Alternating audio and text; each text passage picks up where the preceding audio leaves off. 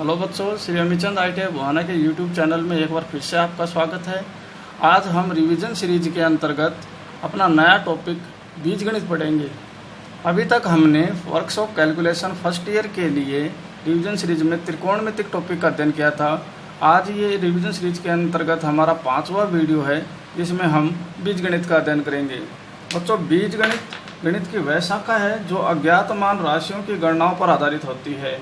बीजगणित में इन अज्ञात राशियों को या तो गणितीय संक्रिया के माध्यम से मान ज्ञात किया जाता है या फिर किसी गणितीय संबंध द्वारा व्यक्त किया जाता है। गणना के दौरान इन राशियों को अंग्रेजी या हिंदी वर्णमाला के किसी अक्षर द्वारा व्यक्त किया जा सकता है, जैसे कि ABCD।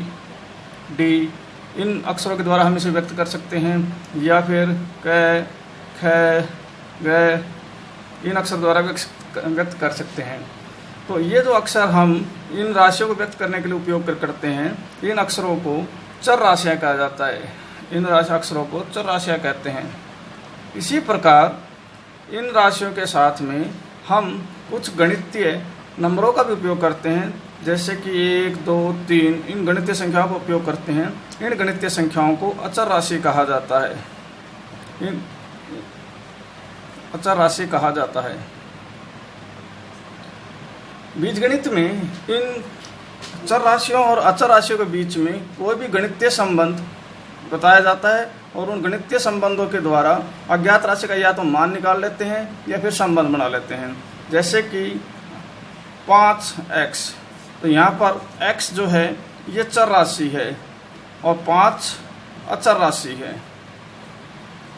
क्योंकि 5 का मान नियत है, फिक्स है। x है ऐसी राशि है जिसका मान हमें ज्ञात नहीं करना। अगर हमारे पास कोई संबंध ऐसा है कि 5x बराबर 10 है, तो वज्र गुणा करने पर x बराबर हो जाएगा 10/5 बराबर 2। तो इस प्रकार हमने x का मान 2 ज्ञात कर लिया। तो ये संबंध हमने ज्ञात कर लिया, तो ये हमें मिल गया कि x का मान 2 है। इसी प्रकार अगर हम एक से ज़्यादा चर राशियों को भी आपस में संबंधित कर सकते हैं, जैसे कि x + y बराबर 10, तो यहाँ पर x भी चर राशि है, y भी चर राशि है, दोनों का मान मिलकर के 10 है। तो ये एक गणितीय संबंध हो गया जो कि 2 चर राशि के बीच में है। तो इस प्रकार का जो संबंध बन जाता है 2 चर राशियों के बीच में, इसे व्यंजक कहा जाता है। इन्हें व्यंजक कहा जाता है। और बीजगणित के अंदर इन्हीं चर और अचर और व्यंजक, इन्हीं 3 पर पूरा बीजगणित है। इन तीनों व्यंजकों, तीनों राशियों के ऊपर ये पूरा बीजगणित टिका हुआ है और इन्हीं के द्वारा हम सारी गणनाएं की जाती हैं। बीजगणित के अंदर भी उसी प्रकार गणितीय गणनाएं होती हैं जिस प्रकार अंक गणित के अंतर्गत होती है। 4 मूलभूत गणनाएं जो जोड़, बाकी, गुणा, भाग भी बीजगणित के अंदर है। पहली गणना हम लेते हैं जोड़। पहली हमारी बीजगणितीय गणना है। इसके अंदर अगर हम बीजगणितीय राशि मान लें कि हम 3x, 5x - 9x, 15x, ये 4 अब हमारे पास राशियां हैं। इन चारों को जोड़ करना है। तो 3 जो आगे 30 का है, 3 लगा है, 5 लगा है, 9 लगा है, यहाँ 15 लगा है। ये चारों अचर राशियां हैं। साथ में x जो है ये चर राशि है। अगर हम तीनों को गणितीय गणना देखते हैं तो देखिए 3x, इससे पहले कोई निशान नहीं है तो इसे हम प्लस का मानेंगे, यानी ये राशि प्लस की है, धनात्मक है। 5 से पहले कोई गणितीय चिन्ह नहीं है तो हम इसे भी प्लस का मानेंगे, ये धनात्मक राशि है। साथ ही 9x जो है इससे पहले माइनस का निशान है, इसे हम ऋणात्मक राशि मानेंगे। और 15x, इससे पहले 15 है, ये धनात्मक राशि मानेंगे। गणितीय गणना की एक बात याद रखिए, गणितीय गणना में केवल अचर भाग लेते हैं, चर राशियों की यूँ ही रहती है। तो इसमें चर राशि है x, तो x को हम यूँ का यूँ ही लिखेंगे और जो धनात्मक राशि है उसे हम जोड़ करेंगे या बाकी उसमें से घटाएंगे। तो ये 3 प्लस धनात्मक है, 5 धनात्मक है, 3 और 5 8 और 15 भी धनात्मक है, तो 8 और 15 23, तो यहाँ आ गया 23x। ये -9x है, ये ऋणात्मक है, तो -9x बराबर, मैंने पहले भी बताया था, केवल अचर राशि संख्याएं जो हैं अचर राशियां वही गणितीय गणना में भाग लेती हैं। चर राशि केवल उनके गुणांक के तौर पर इस्तेमाल होगी। तो x यूँ का यूँ आएगा, 23 में से 9 जाएंगे तो हमारे पास बचेगा 14। तो इन चारों बीजगणितीय राशियों को जोड़ने पर 14x हमें प्राप्त होता है। इसी प्रकार अगर हम दो चर राशियों वाले व्यंजकों को जोड़ते हैं, 5a plus 7b 16b 19a plus b, यहाँ पर हमारे 3 व्यंजक है। प्रत्येक व्यंजक को हम एक राशि मानेंगे, इनको हमें जोड़ना है। तो जोड़ने के लिए पहली राशि को हम ऊपर लिख लेंगे 5a प्लस 7b। यहाँ पर a अचर है, a चर है और b चर है। a के साथ जो अचर लगा है गुणांक के तौर पे 5, b के साथ जो गुणांक लगा है 7। यहाँ पर दूसरी जो राशि है इसके अंदर b के साथ जो लगा हुआ दूसरी संख्या के अंदर व्यंजक के अंदर b के साथ जो अचर है वो 16 है, लेकिन इस दूसरे व्यंजक के अंदर एक चर a नहीं है, तो a हम खाली छोड़ेंगे। 16b, ये 16b है, ये b के नीचे लिखा जाएगा, तो यहाँ 16b प्लस यहाँ हमारे पास कोई a का कोई भी मान, कोई रस नहीं है पद, तो 0a का जो गुणांक है हम 0 मान लेंगे और a की जगह a लिख देंगे। a का गुणांक 0 मान लेंगे और a की जगह a लिख देंगे। इसी प्रकार तीसरा जो व्यंजक हम उठाएंगे 19a प्लस b, तो a के नीचे a लिखेंगे प्लस b के नीचे b लिखेंगे। इस प्रकार हम इसको व्यवस्थित करके सीधा ही जोड़ देंगे। तो आपको मैंने बताया था कि चर भाग नहीं लेगा, तो b का b केवल अचर राशियों में गणना होंगी। तो 16 और 7 23, यहाँ आ गया 23, निशान प्लस का आ गया। यहाँ भी हम देखेंगे चर राशि है a यूँ पे यूँ आ जाएगी, और 19 और 5 24, 24 a प्लस 23b। इस प्रकार ये गणितीय गणना जोड़ की हो जाएगी हमारी। तो जो रेखे बीजगणितीय राशियाँ हैं उनको हम इस प्रकार जोड़ भी सकते हैं। अगली गणितीय गणना हमारी है घटाना। अगली गणितीय गणना है हमारी घटाना। इस गणितीय गणना के दौरान आपको निशान का, गणितीय चिन्हों का विशेष करके ध्यान रखना है। गणितीय चिन्हों में ज़्यादातर गलतियां होती हैं। तो जैसे हमारे पास राशियां हैं -5a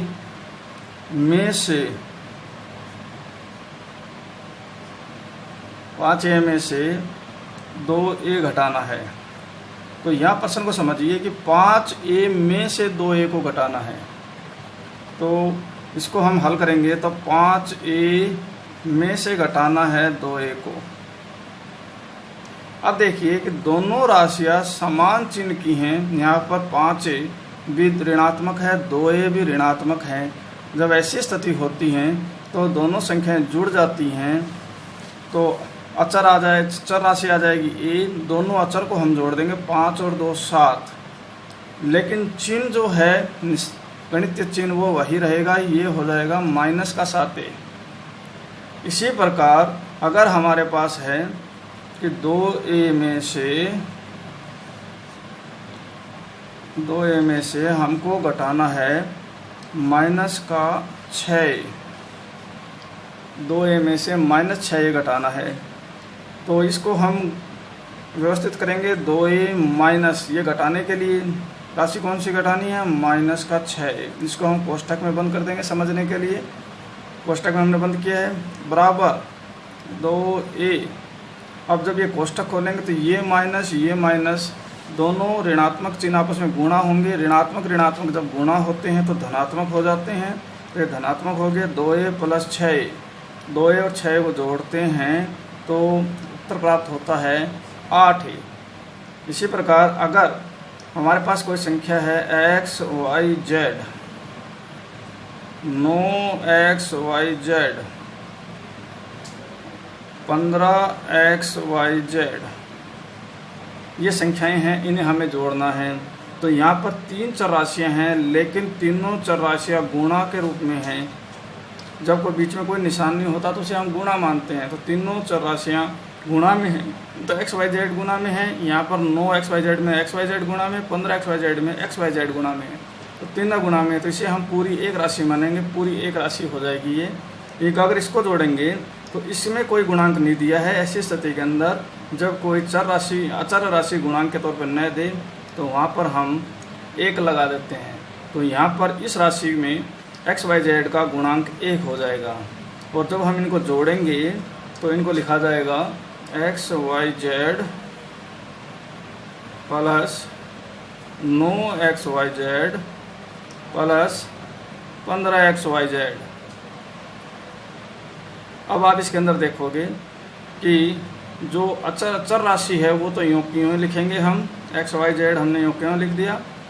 और अचर राशि को जोड़ेंगे तो 15 और 9 24 और 1 25, तो इसका जोड़ आ गया 25 एक्स वाई जेड। इस प्रकार अपन को घटाने वाली गणितीय क्रिया करनी है। अगली जो गणितीय संक्रिया है अपनी है गुणा। गुणा के अंदर संख्या के साथ साथ राशियों के साथ जो चिन्ह लगे हुए हैं गणितीय चिन्ह, वह भी गुणा होंगे। तो आप देखिए, गुणा अगर हम करना है, गुणा अगर हमें कोई संख्या मिलती है कि 2x को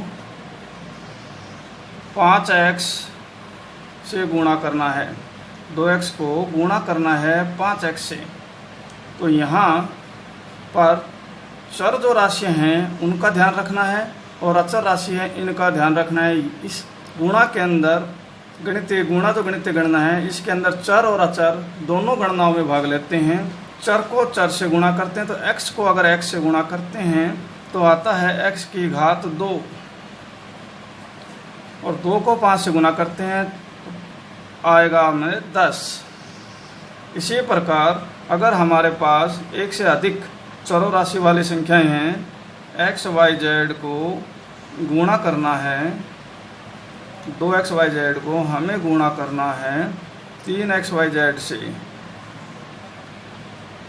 2x वाई जेड को गुणा करेंगे हम 3x वाई जेड से, तो 2 को हम 3 से गुणा करेंगे 6x, और x जो चर है इसमें भी है और x चर इसमें भी है, तो x को x से गुणा करेंगे x स्क्वायर, y को y से गुणा करेंगे y स्क्वायर हो जाएगा, और z को z से गुणा करेंगे z स्क्वायर हो जाएगा। अगर हमारे पास संख्या इस प्रकार है कि t गुणा ut, यहाँ 2t है और यहाँ 3ut है, तो यहाँ आप देखिए कि 2 3 से गुना होगा, 2 3 6, लेकिन इस पद के अंदर केवल चर राशि t है, जबकि इस पद के अंदर 2 चर राशियाँ हैं u और t। तो हम u को जगह हम 1 मानेंगे तो u अकेला ही आएगा u, लेकिन t यहाँ पर तो t को t से गुणा करेंगे तो t की घात हो जाएगी 2, t की घात हो जाएगी 2। अगर हमारे पास संख्या इस प्रकार है कि -5a को हमें गुणा करना है 4b से, तो यहाँ 4b जो राशि है इससे पहले कोई भी चिन्ह नहीं है, जबकि 5a से पहले धनात्मक है, ऋणात्मक है, 5a से पहले ऋणात्मक है, तो हम 4b को धनात्मक मानेंगे। तो यहाँ पर 3 गणनाएं होंगी। पहली गणना होगी गणितीय चिन्हों के बीच में, तो माइनस को प्लस से गुणा करेंगे माइनस आएगा, पहली गणना ये हो गई। दूसरी गणना 5 को 4 से गुणा करेंगे तो 5 चौके 20, दूसरा ये आएगा। तीसरा a को b से गुणा करेंगे तो आ जाएगा ab। तो यहाँ पर 3 गणनाएं होती हैं, जहाँ पर विपरीत चिन्ह आ जाते हैं तो वहाँ पर 3 गणनाएं होती हैं। अगर हमारे पास कोई संख्या है कि -2a, इसको गुणा करना है -10ab से, तो यहाँ पहला पद पहली जो राशि है 2a, इससे पहले गणितीय चिन्ह है माइनस, तो ये राशि है ऋणात्मक है।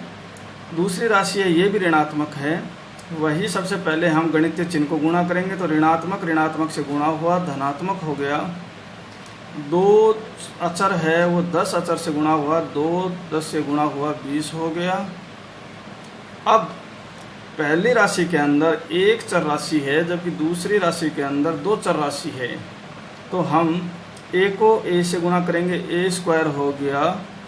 लेकिन पहली राशि के अंदर b नहीं है, तो यहाँ पर हम b के लिए 1 मानेंगे और 1 को b से गुणा करेंगे, b आ जाएगा। इस प्रकार हमें गणितीय चिन्ह को विशेष ध्यान रखना है, जब विशेष करके गुणा करने वाली गणनाओं के अंदर। अगली गणितीय गणना हमारी है भाग। भाग के लिए भी हमको निशान का, गणितीय चिन्हों का विशेष करके ध्यान रखना है। गणितीय चिन्हों के ध्यान रख करके आप गणना को काफ़ी हद तक सही कर सकते हैं।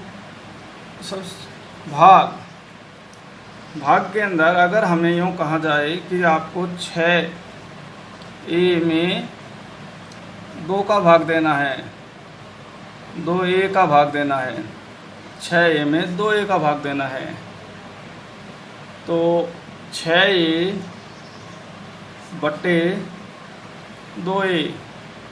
तो यहाँ पर देखते हैं कि 6a धनात्मक है, 2a धनात्मक है, धनात्मक में धनात्मक का भाग देते हैं तो धनात्मक ही आता है। आपको गणना में केवल ये ध्यान में रखना है, ये गणितीय चिन्ह अगर धनात्मक आ रहा है तो आपको लगाने की आवश्यकता नहीं है।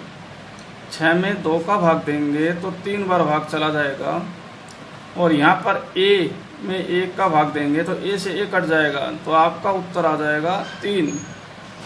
इसी प्रकार अगर आपको 9x² में आपको 3xy का भाग देना है,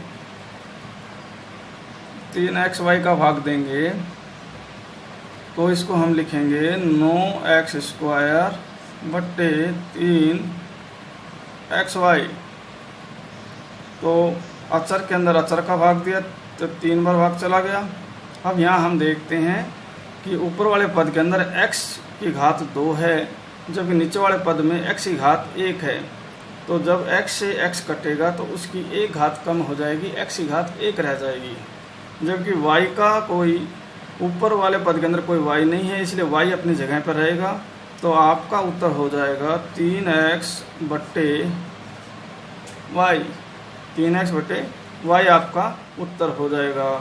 अगर हमें कहा जाए कि 56x²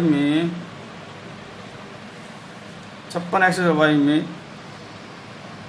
8xy का भाग देना है तो हम कैसे करेंगे?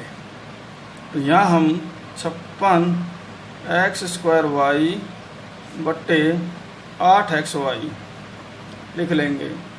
तो अचर में अचर का भाग देंगे, 56 यहाँ पर अचर है, 8 यहाँ पर अचर है, तो 7 बार भाग आ गया। अब यहाँ हम देखेंगे कि ऊपर वाले अंश के अंदर x की घात 2 है, जबकि हर में x की घात 1 है, तो 1 घात से 1 घात कट गई। इसी प्रकार अगले अगर हम y पर जाएंगे तो y में y की घात ऊपर भी अंश में भी 1 है और हर पर भी 1 है, तो y से y कट गया। इसका उत्तर आ जाएगा 7x। इस प्रकार आपको भाग से संबंधित गणितीय गणनाएं करनी है। अब हम इन गणना पर आधारित परीक्षा में आए हुए पहले महत्वपूर्ण प्रश्नों को हल करेंगे। हमारा पहला प्रश्न है कि 3 क्रमागत विषम संख्याओं का योग, 3 क्रमागत विषम संख्याओं का योग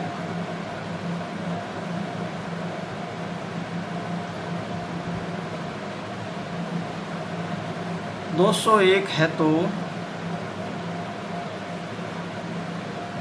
तो सबसे छोटी संख्या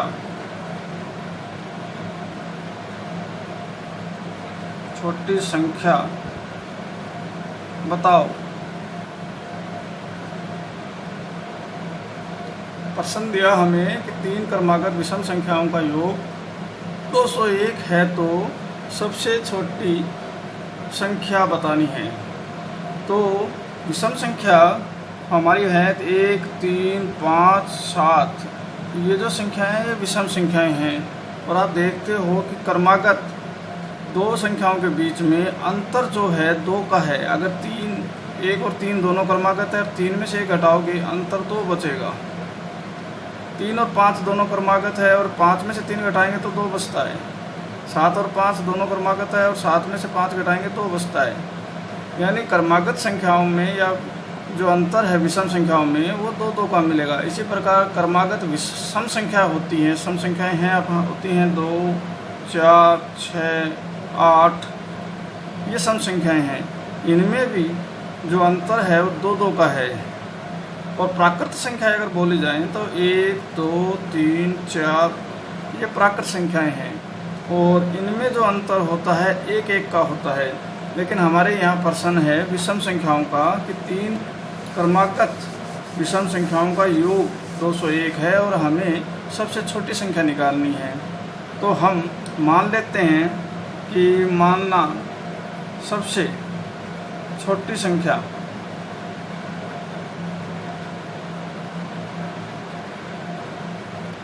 x मान लेंगे। तो x हमारी सबसे छोटी संख्या हो जाएगी। तो अगली 2 संख्याएं हो जाएंगी x + 2 और उससे अगली हो जाएगी x + 4। क्योंकि x + 2 और x + 4 तो दूसरी और तीसरी में भी 2 का अंतर है, तो +2 और कर दिया तो x + 4। तो ये हमारी तीनों क्रमागत संख्याएं आ गई। प्रश्न के अनुसार इनका योग 201 होना चाहिए। तो पहली संख्या इसमें जोड़ दूसरी संख्या जोड़ तीसरी संख्या ये 201 के बराबर होती हैं।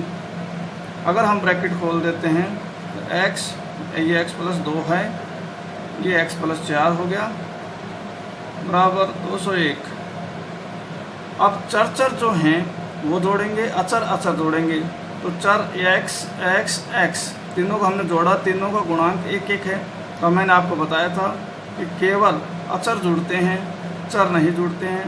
तो 1, 2, 3 ये हो गए 3 और चर आ गया x। इसी प्रकार अचर जोड़ा तो ये अचर है, इसके साथ कोई भी चर पद नहीं लगा हुआ, और ये भी अचर है, इसके साथ कोई चर पद नहीं लगा हुआ। तो 2 और 4 हो गए 6 बराबर हो गया 201। अभी 6 का हम पक्षांतरण करते हैं तो 3x बराबर 201 - 6। 201 में से 6 जाता है तो हमारे पास बचेगा 195।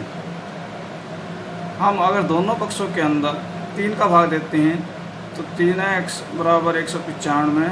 यहाँ दोनों पक्षों में मैंने 3 का भाग दिया, 3 का इधर भाग दिया, 3 का इधर। तो 3 से 3 कट गया, ये आ गया 65। तो सबसे छोटी संख्या हो जाएगी हमारी x बराबर 65। अगर इससे अगली संख्या भी अगर हम माने तो x + 2 यानी 65 + 2 ये संख्या हो गई 67। अगर इससे तीसरी संख्या अगर हम निकालें तो x + 4 65 + 4 ये हो गई 69।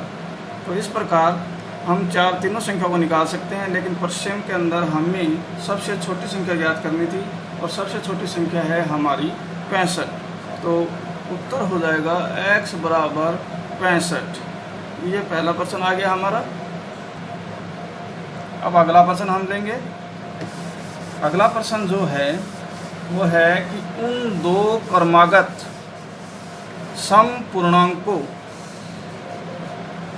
को ज्ञात कीजिए जिनके वर्गों का योग 164 है। समपूर्णांक यानी धनात्मक संख्याएं होती हैं। तो हमें दूसरा प्रश्न है कि समपूर्णांकों का योग ज्ञात कीजिए। तो हम पहला पूर्णांक मान लेंगे x। अब ये मैंने बताया था कि जो भी क्रमागत पूर्णांक है, चाहे सम हो चाहे विषम हो, उनमें अंतर +2 का रहता है।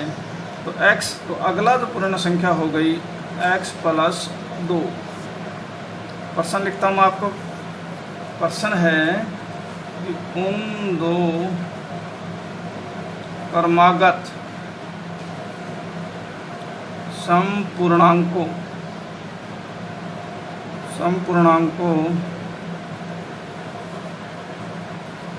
का योग, समपूर्णांकों को ज्ञात करना है, को ज्ञात करो कीजिए।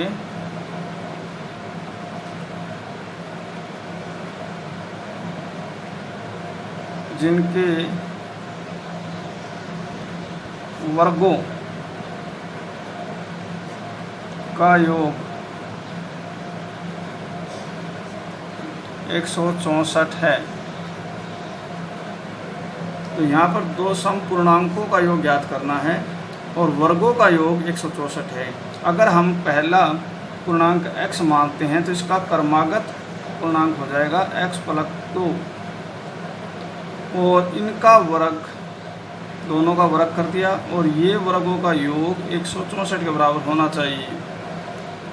ये x² x + 2, इसके लिए बीजगणितीय सूत्र है a + b बराबर होता है a² + b² + 2ab। इस बीजगणितीय सूत्र का हम उपयोग करेंगे। तो यहाँ पर a की जगह हमें x दिया हुआ है, b की जगह 2 दिया हुआ है। तो a² यानी x का स्क्वायर x², b² यानी 2 का स्क्वायर 4 + 2ab यानी 2ab। तो a यहाँ पर 1 मानेंगे हम। तो 1 1 2 2 तो 2 x। तो ये हो गया, ये बराबर है 164 के। तो x 2x² हो गया प्लस 2 दूनी 4x, ये 4 है अचर है और यहाँ पर 164 भी अचर है। तो 4 का हम पक्षांतरण करेंगे तो 164 - 4 2x² + 4x बराबर 160। अब अगर हम 160 को इधर ले आएँ बाएं हाथ की तरफ, तो 2x² + 4x - 160 बराबर 0। ये हमें एक बीजगणितीय समीकरण मिल जाता है जिसको हमको गुणनखंड करने होंगे। और गुणनखंड करने से पहले हम देख सकते हैं कि इसके अंदर हम 2 को कॉमन ले सकते हैं। तो 2 हमने कॉमन लिया, अंदर बचा x² + 2x - 180 बराबर 0। 2 को अगर हम दाएं हाथ की तरफ ले जाएंगे, दाएं पक्ष में ले जाएंगे तो 0 में इसका भाग लगेगा, 0 में 2 का भाग देने पर 0। तो हमें मिला x² + 2x - 80 बराबर 0। इसके हम गुणनखंड करेंगे तो गुणनखंड करने पर प्राप्त होगा x² + 10x - 8x - 80 बराबर 0। अगर हम लघुत्तम लेते हैं, कॉमन लेते हैं जोड़े बनाने के बाद में, तो इसमें x कॉमन आ जाएगा, अंदर बचेगा x + 10 और -8 इसमें कॉमन लेंगे तो यहाँ पर बचेगा x + 10 बराबर 0। तो यहाँ पर हमारे पास प्राप्त हुआ ये वाला पद। इस पद के अंदर भी अगर हम कॉमन लेते हैं तो x + 10 इसमें कॉमन है, x + 10 कॉमन इस पे है। तो x + 10 जब हमने बाहर कॉमन लिया तो अंदर हमारे पास बचा x - 8 बराबर 0। अब हमारे पास 2 पद मिल गए, x + 10 x - 8। इन दोनों का गुणा 0 के बराबर तब होता है जब या तो x + 10 बराबर 0 हो या x - 8 बराबर 0 हो। तो x बराबर हो जाएगा, 10 का पक्षांतरण करेंगे तो माइनस का 10 आ जाएगा, और x का पक्षांतरण करेंगे तो x बराबर 8 आ जाएगा। लेकिन आप जानते हो कि प्रश्न के अनुसार दोनों समपूर्णांक हैं, तो पूर्णांक संख्या माइनस ऋणात्मक नहीं हो सकती, तो पूर्णांक संख्या हो जाएगी x बराबर 8, x बराबर 8 पूर्णांक संख्या हो जाएगी। तो पहली संख्या हमारे पास आ जाएगी x बराबर 8। तो उससे अगली पूर्णांक संख्या हमारे हो जाएगी 8 में 2 जोड़ेंगे 10, x बराबर 8 10। ये दोनों हमारे पूर्णांक आ गई। अब अगला प्रश्न देखेंगे हम। अगला प्रश्न है हमारा 3 का कि यदि 2x प्लस 3x बराबर 50 तो x का मान ज्ञात करें। 2x प्लस 3x बराबर 50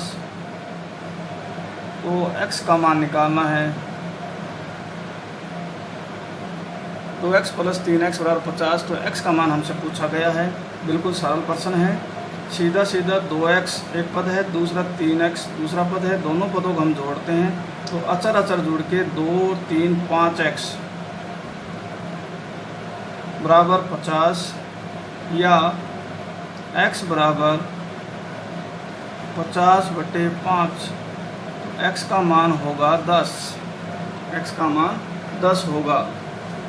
अगला प्रश्न चौथा प्रश्न हमारा है कि यदि x/2 प्लस x/3 बराबर 15 तो x का मान हमें ज्ञात करना है। इसके लिए सबसे पहले हम 2 और 3 का लघुत्तम लेते हैं। लघुत्तम हमें प्राप्त होता है 6 में हम 2 का भाग देते हैं, 3 बार जाता है, 3 को x से गुणा करते हैं, 3x आता है।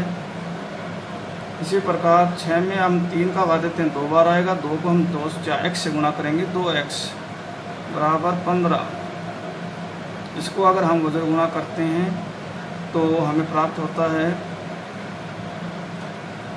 3x प्लस 2x बराबर 15 को 6 से गुना करेंगे, 15 6 90, और 3x प्लस 2x 1 से गुना हुआ है, यूँ का यूँ आ गया। 3x में 2x जोड़ देंगे, 5x बराबर 90 या x बराबर 90/5, 90 में 5 का भाग देंगे 18, तो हमारा उत्तर आ जाएगा 18। अगला प्रश्न हमारे पास है कि यदि 2x प्लस 5 बराबर 23 माइनस x, ये प्रश्न जो एनसीईआरटी परीक्षा के अंदर, एनसीईआरटी जुलाई परीक्षा के अंदर आया हुआ है, जुलाई 15 के अंदर ये प्रश्न आया हुआ है। एनसीईआरटी जुलाई 2015 के अंदर ये प्रश्न आया है। तो ज़रा गौर से देखिए कि 2x प्लस 5 बराबर 23 माइनस x। तो यहाँ पर हम अचर पद को दाएं हाथ की तरफ ले जाएंगे और चर पद को बाएं हाथ की ओर ले आएंगे। जब आप जानते हैं पक्षांतरण करने पर निशान परिवर्तन हो जाता है, तो 2x माइनस इधर आकर के प्लस x बराबर 23, प्लस का 5 है, पक्षांतरण करने पर माइनस का 5 हुआ। 2x प्लस x बराबर हो गया 3x, 23 में से 5 गए 18, 3x बराबर 18, तो x बराबर 18/3, 18 में 3 का भाग दिया 6, तो x का मान आएगा 6। तो ये प्रश्न 5 प्रश्न है। अगला प्रश्न देखिए, प्रश्न संख्या 6। प्रश्न में पूछा गया है कि 8t plus 12u minus t minus 14u। प्रश्न को सरल करना है, अपन को सरल करना है। सरल करने का मतलब हमको किसी का मान नहीं निकालना बल्कि इसको सरल रूप में लिखना है। तो सरल केंद्र ये प्रश्न जुलाई 2015 के अंदर आया हुआ है, एनसीईआरटी परीक्षा के अंदर। एनसीईआरटी जुलाई 2015 में ये प्रश्न आया है, इम्पोर्टेंट प्रश्न है।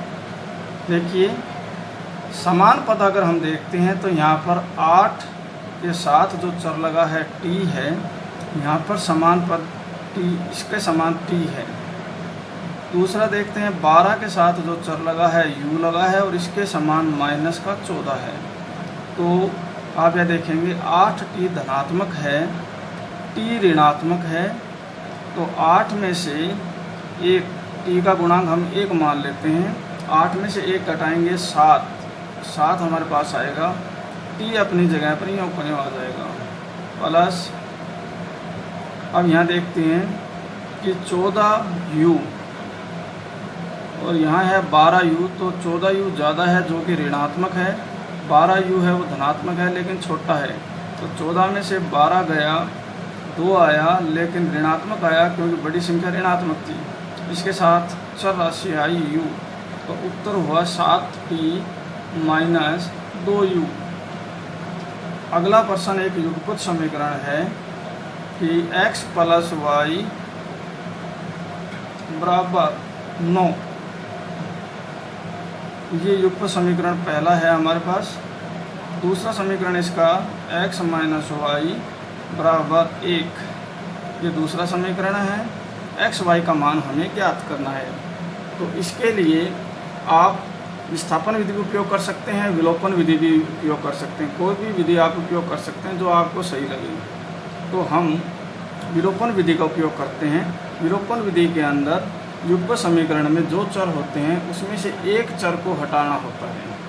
तो हटाने के लिए गुणांक बराबर करने होते हैं। तो देखिए यहाँ पर ये पहला चर x है, दूसरा y है। दूसरे समीकरण के अंदर पहला चर x है, दूसरा y है, और दोनों के गुणांक, पहले समीकरण में x का गुणांक 1 है, दूसरे में भी x का गुणांक 1 है, यानी चर के गुणांक समान है, हमें करने की जरूरत नहीं है। दूसरे चर देखिए इसमें y है, y का गुणांक 1 है, यहाँ पर y का गुणांक भी 1 है, तो दूसरे में भी चर के गुणांक समान है। तो हमको अपनी तरफ से गुणांक समान करने नहीं है। तो सीधा सीधा हम समीकरण 1 व 2 से जोड़ करने पर, समीकरण 1 + 2 से समीकरण 1 व 2 को जोड़ देते हैं। जोड़ने पर ये x पर धनात्मक है, ये x भी धनात्मक है, इसका गुणांक x 1 और इसका गुणांक 1 और 1 2, ये हो गया x। लेकिन ये प्लस का y है, ये माइनस का y है, इसका गुणांक भी 1, इसका भी 1, तो प्लस के 1 में से माइनस का 1 गया, कट गए, 0 आए। और अचर को जोड़ा 9 और 1 10, तो x का मान आ गया 10/2 = 5। x का मान हमें 5 मिलता है। x के इस मान को हम किसी भी समीकरण में रख करके y का मान आसानी से निकाल सकते हैं। हम x का मान 5 पहले समीकरण में रखते हैं, तो पहले समीकरण में x का मान रखेंगे, तो 5 + y = 9 या y = 9। 5 का पक्षांतरण करेंगे, दाएं हाथ की तरफ जाकर के माइनस हो जाएगा, y = 9 - 5, तो y बराबर आ गया 9 में से 5 घटाया 4। तो x और y के मान आपके प्राप्त हुए हमें 5 और 4। अगला प्रश्न हम देखते हैं 8 का कि 14a + 3a + 25b + 2b + b, इनको जोड़ना है। और ये एनसीईआरटी परीक्षा 2016 के अंदर प्रश्न आया है। तो 2016 के अंदर ये प्रश्न आया है। तो यहाँ पर आप देखिए जो समान पद हैं उनको देख लीजिए। 14a और 3a समान है, जो कि 25b 2b b तीनों पद ये समान है। तो 14a 3a दोनों धनात्मक हैं, तो अचर अचर जोड़ देते हैं। 14 और 3 17, और इनके साथ जो चर लगा हुआ है a। इसी प्रकार बी के पदों की बात करें तो बी के जो गुणांक है वो सारे के सारे धनात्मक है, सारे पद धनात्मक हैं। तो उनके गुणांक को जोड़ते हैं 25, 2 27, 1 28, ये 28 और इनके साथ चर लगा हुआ है बी, तो इसका उत्तर हो गया 17A प्लस 28B। 8वां प्रश्न हो गया। 9वां प्रश्न देखिए, प्रश्न संख्या 9 है कि 6x बराबर 72 माइनस 12x, इसके अंदर हमें x का मान निकालना है। ये प्रश्न 2016 के फरवरी के अंदर आया हुआ है। तो x का मान इसके अंदर निकालने के लिए हम ये पद माइनस 12x जो पद है इसको बाएं हाथ की तरफ ले जाएंगे, तो ये ऋणात्मक चिन्ह है, ये धनात्मक हो जाएगा। तो हमें प्राप्त होगा 6x प्लस का 12x बराबर 72।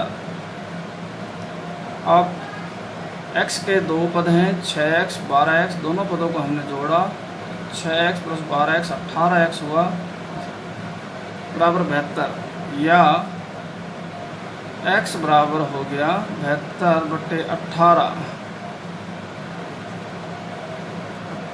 उत्तर प्राप्त हुआ हमें 4, x का मान हो जाएगा 4। और 10वां प्रश्न जो है वो फरवरी 2017 के अंदर आया है। प्रश्न है कि 15x प्लस 2 बराबर माइनस 5x माइनस 18।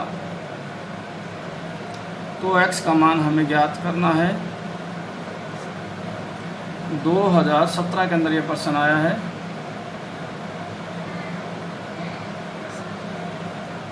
तो सबसे पहले हम इनके ब्रैकेट हटाते हैं, तो ये हो गया 15x प्लस 2 बराबर माइनस 5x माइनस 18। क्योंकि ब्रैकेट हटाने पर संख्या पर कोई फ़र्क नहीं पड़ा। तो अगर इनसे बाहर यहाँ कोई संख्या अगर गुणा में होती तो इनके मान पर फर्क पड़ता, लेकिन बाहर कोई संख्या नहीं थी, तो हमने संख्या 1 मानी और 1 से जब पूरी को गुणा करते हैं तो ये हमारे पास आ गया 5x minus 5x minus 18।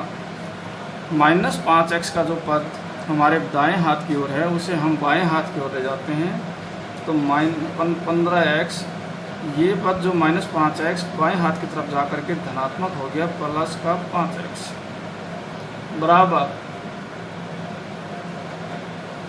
Minus 18 का जो पद था ये हमारे दाएं हाथ की तरफ है, दाएं पक्ष में है। बाएं पक्ष से हम प्लस 2 को भी दाएं पक्ष में लाते हैं, तो माइनस 18 माइनस 2। अब जोड़ करते हैं, 15x भी धनात्मक है, 5x भी धनात्मक है, तो 15 5 20 x बराबर माइनस 18 माइनस 2। दोनों संख्या ऋणात्मक है, समान चिन्ह वाली है, तो इसलिए दोनों संख्या जुड़ जाएंगी, हो जाएगा 20, लेकिन निशान इनका ऋणात्मक ही रहेगा। तो 20x बराबर माइनस 20 या x बराबर माइनस 20/20 बराबर -1, यानी x का मान होगा -1। तो बच्चों ये बीजगणित सीरीज के अंदर मैंने आपको 10 प्रश्न बताए हैं। 10 के 10 प्रश्न जो हैं पहले परीक्षा के अंदर आ चुके हैं, काफ़ी महत्वपूर्ण प्रश्न हैं। अगर आपको मेरा वीडियो पसंद आया हो, आपके लिए लाभदायक हो, तो इस वीडियो को ज़रूर देखिए, लाइक कीजिए, शेयर कीजिए। धन्यवाद।